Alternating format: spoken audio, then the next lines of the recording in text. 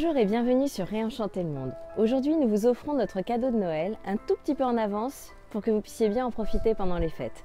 Je vous emmène à la rencontre d'Audrey Goduchon, une femme enchanteresse, thérapeute par le rêve éveillé et spécialiste des mythes et des contes. Dans cette interview, elle nous révèle le sens caché et la signification de tous les symboles et traditions de Noël. Grâce à cette vidéo, la magie ancestrale de Noël n'aura plus aucun secret pour vous. Alors je vous souhaite un merveilleux et très joyeux Noël.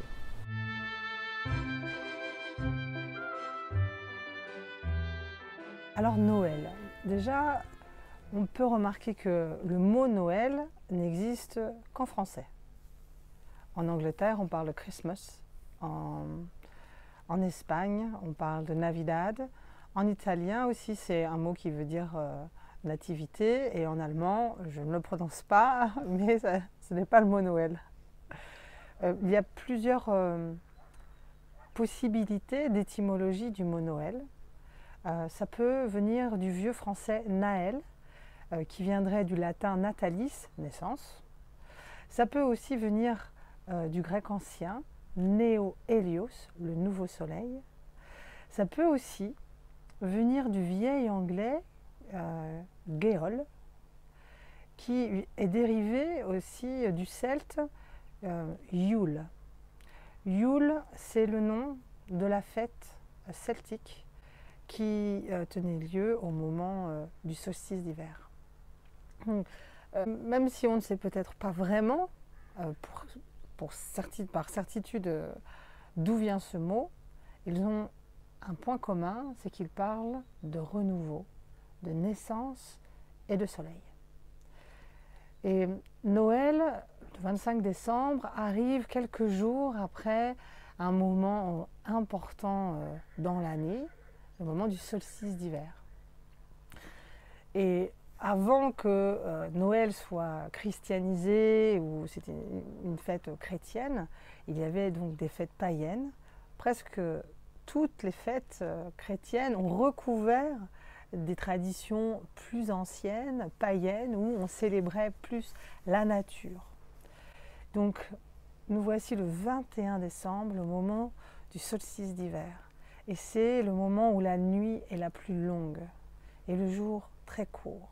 Et le soleil disparaît au fond de l'horizon et c'est la nuit. C'est une nuit de 12 heures. Et rien de plus inquiétant que cette nuit interminable. Alors Noël va être le moment où on célèbre le retour du soleil. Au 21 décembre, le soleil est au plus bas, il est dans les ténèbres les plus profonds. Pendant une certaine période, pendant plusieurs jours, astronomiquement, il y a une période étale dans les astres où le soleil va toujours rester au fond des ténèbres. Et autour du 25 décembre, c'est le moment où le soleil va reprendre sa course, où les nuits vont se réduire et les jours se rallonger. Et il reprend sa course jusqu'au 21 juin, le moment du solstice d'été.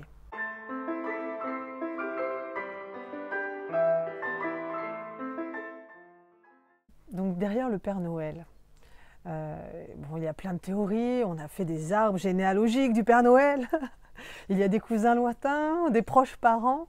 Aujourd'hui c'est la Saint-Nicolas. Donc Saint-Nicolas c'est aussi un ancêtre du Père Noël. Mais l'ancêtre dont j'ai envie de vous parler, le Père Noël dont j'ai envie de vous parler, c'est le dieu Odin. Odin était le dieu des dieux nordiques, c'est l'équivalent de Zeus. Il était dépeint comme âgé, sage, borgne et barbu. Et il veillait sur la terre, où il envoyait ses corbeaux, qui s'appelaient respectivement Pensée et Mémoire. Et les corbeaux volaient pour surveiller les hommes et revenaient se poser sur les épaules d'Odin pour raconter les bonnes actions de chacun. Et au moment de Yule, Odin descendait sur son cheval à 8 pattes et donnait des cadeaux aux enfants pour les féliciter de leur bon comportement. Donc on a ici encore Saint Nicolas, qui a existé, qui était un évêque. Il y a une histoire terrible qui est associé à Saint Nicolas, où il a sauvé des enfants, ressuscité même des enfants d'un terrible boucher. 3 enfants sont partis chez le boucher demander du feu et à manger. Et le boucher a dit oui, et il les a égorgés, coupés en morceaux. C'est charmant. Joyeux Noël. Coupés en morceaux et mis dans une salaison. Et 3 ans plus tard, Saint Nicolas vient chez le boucher et demande à manger. Et le boucher lui dit « Mais ça tombe bien, j'ai du petit salé. » Et en voyant le petit salé, il touche les morceaux et les enfants sont reconstitués, sont sauvés et ressuscités. Et le boucher est puni. Alors c'est peut-être lui qui est devenu le pendant maléfique du Père Noël, le fameux Père Fouettard. Celui qui vient prendre les enfants qui sont pas sages. Peut-être. Il y a derrière le Père Noël d'autres traditions qui vont loin. Et puis il y a le sapin. Ça, c'est peut-être pour moi l'une des traditions qui me touche le plus. Chez les Celtes, on voyait le monde sous la forme d'un arbre, avec les racines dans le monde du dessous, le monde des ténèbres.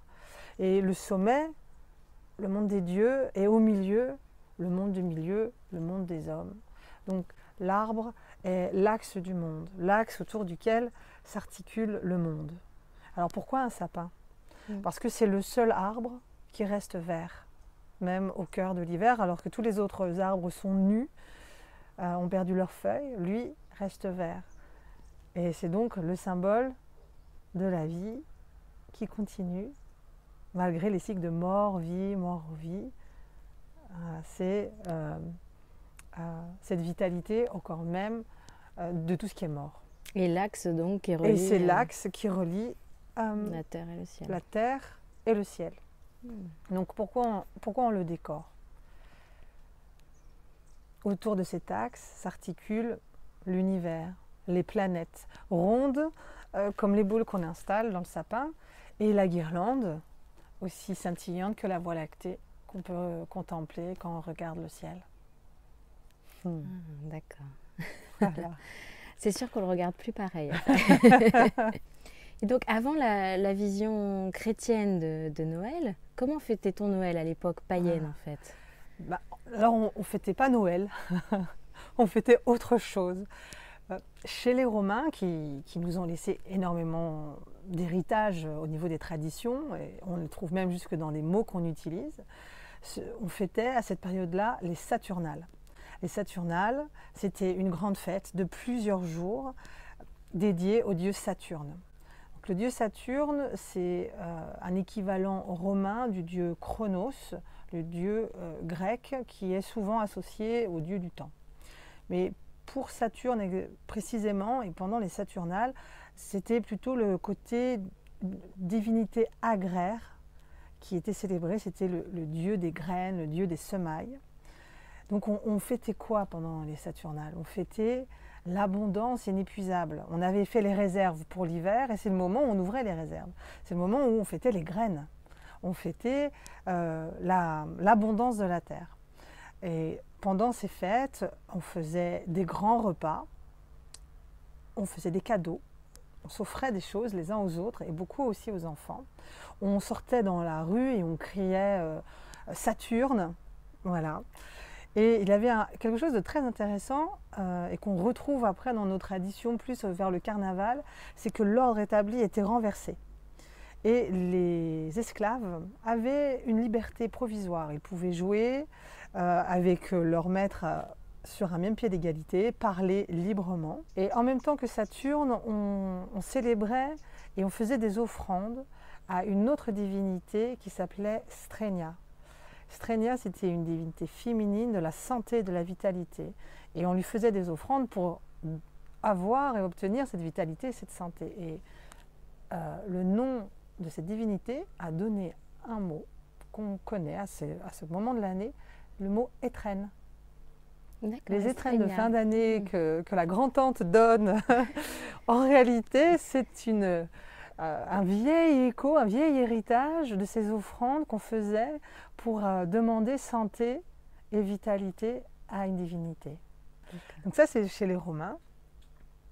Est-ce qu'il y a d'autres lieux dans le monde qui avaient des fêtes similaires, qui fêtaient cette période chez les Celtes, Yule, d'ailleurs dans les pays scandinaves, dans le mot autour de la célébration de Noël, on retrouve Yule. Et Yule, c'était aussi c'était la fête du solstice d'hiver, où il y avait diverses traditions, entre autres une tradition vraiment celtique et qui se retrouve sur nos tables au dessert, la bûche de Noël, la fameuse bûche de Noël. À Yule, on avait en fait mis de côté une bûche assez conséquente qu'on décorait et qu'on brûlait le soir du solstice. Et il fallait qu'elle puisse brûler 12 heures, le temps de la nuit. Et on allumait cette bûche, alors soit avec un tison qu'on avait gardé de la fête du solstice d'été, Beltane, notre Saint-Jean, ou soit d'un tison, selon des traditions et selon les lieux, qu'on avait conservé toute l'année, d'un solstice d'hiver en solstice d'hiver. Parce que ça marque encore la même idée de la continuité et de l'éternité. Parce que dans Noël, célébrer le soleil qui revient après être tombé dans les ténèbres, c'est au fait la fête du Sol Invictus, le soleil invincible, le soleil invaincu, l'éternité. C'est joli. Donc là, tu parlais des Celtes. Est-ce qu'il y a encore d'autres traditions similaires à la même période de Noël? En fait, on retrouve dans plein de pays, en Russie, entre autres, plein de fêtes en fait, de tout temps, on a célébré les solstices, les équinoxes, puisque l'être humain était en lien et dépendant complètement de la nature, des récoltes. Donc, on célèbre et on rend hommage et on fait des offrandes et on demande la vitalité et la vie. On peut...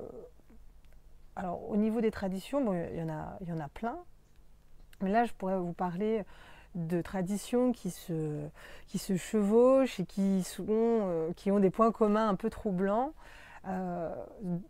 On installe la crèche à Noël, et puis le 25 décembre, souvent les enfants ont le plaisir de découvrir le petit Jésus qui est né dans la crèche.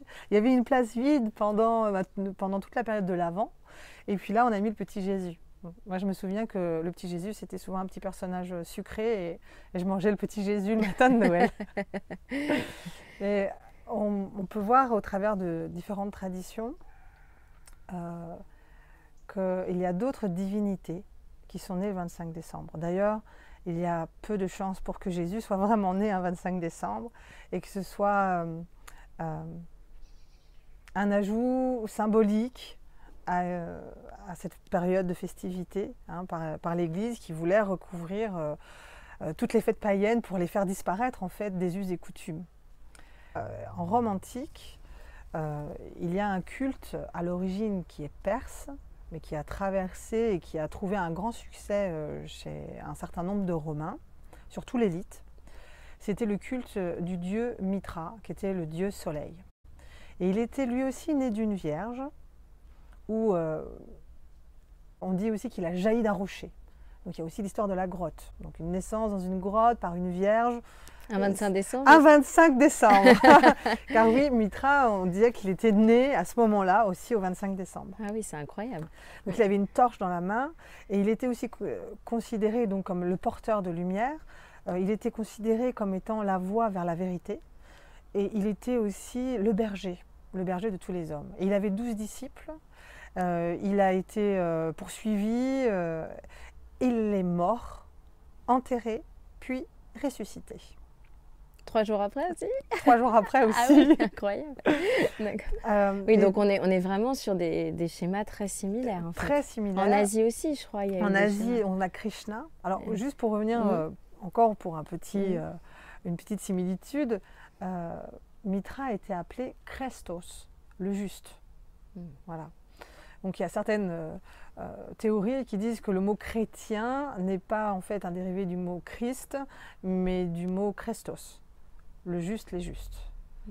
Et qu'il y a eu une transformation qui s'est faite progressivement entre un culte et un autre en fait. Donc en Inde, il y a un autre dieu qu'on connaît, en tout cas de nom, Krishna, qui lui aussi est né d'une vierge un 25 décembre, qui a connu la persécution, qui faisait aussi des miracles, qui était comme, reconnu comme la voie vers une vérité, vers la divinité, et qui est mort et ressuscité. Je crois même que pour Krishna, il a été crucifié entre deux voleurs. D'accord. Donc on a encore une autre similitude. Et puis il y a encore un troisième dieu qu'on peut rapprocher, qui est aussi né un 25 décembre, une naissance miraculeuse d'une vierge, Isis. C'est le dieu Horus, qui était aussi considéré comme un berger. Il avait aussi des disciples, 12. Ouais, et il est aussi mort et enterré et ressuscité 3 jours après. Et il a aussi, lui, connu la persécution de son oncle qui l'a pourchassé. D'accord, donc on retrouve à travers vraiment le monde entier toutes les traditions. Voilà, des traditions. En fait, c'est le monde entier, mais finalement, c'est tout le bassin indo-européen. Et c'est quand même intéressant, si on doit garder quelque chose de ça, c'est que à la fin pendant l'hiver, à la naissance de l'hiver, il y a un jeune homme vigoureux qui est le fils de l'esprit et qui incarne la lumière sur la terre et qui dit aux hommes, vous êtes des divinités aussi, vous êtes faits de divin, vous êtes faits de lumière. Je dis ça parce que dans le culte de Mitra, le culte venait avec une initiation en 7 étapes. Et quand on parvenait à arriver à la 7e étape, le 7e ciel peut-être, on atteignait la divinité. Voilà ce qui se passe derrière toutes nos traditions en fait, derrière Noël. C'est une belle piste pour le moment où les enfants ne croient plus au Père Noël, de pouvoir tout d'un coup redonner de la magie. Exactement. En leur présentant comme tu le présentes là, avec toute la magie de Noël, voilà. Et de raconter des histoires. Et la vraie magie de Noël. Raconter des histoires sans forcément leur expliquer. D'ailleurs, il y a une histoire allemande qui est très jolie. C'est la nuit. Et un bûcheron rentre chez lui. Il est fatigué de sa longue journée dehors, dans la neige, dans le froid. Il a sa hache lourde sur son épaule et il marche prudemment sur la neige en regardant où il met les pieds. Et puis il y a un bruit qui se fait et il relève la tête. Et là, ses yeux s'illuminent. Sur les branches nues des arbres brille le givre. Et toutes les étoiles du ciel scintillent comme si elles étaient déposées sur toutes les branches. Et il trouve ce spectacle merveilleux. Alors il rentre chez lui et juste avant de rentrer chez lui, il trouve un petit sapin qu'il coupe, qu'il rentre dans la chaleur de son foyer. Il prend des bougies, il prend des petits rubans et il décore tout le sapin. Il appelle sa femme et ses enfants et il leur dit « Regardez, regardez ce que j'ai vu, regardez comme c'est beau ». Merci Audrey. Merci. Et joyeux Noël. Et joyeux Noël, oui, merci pour ce beau cadeau de Noël.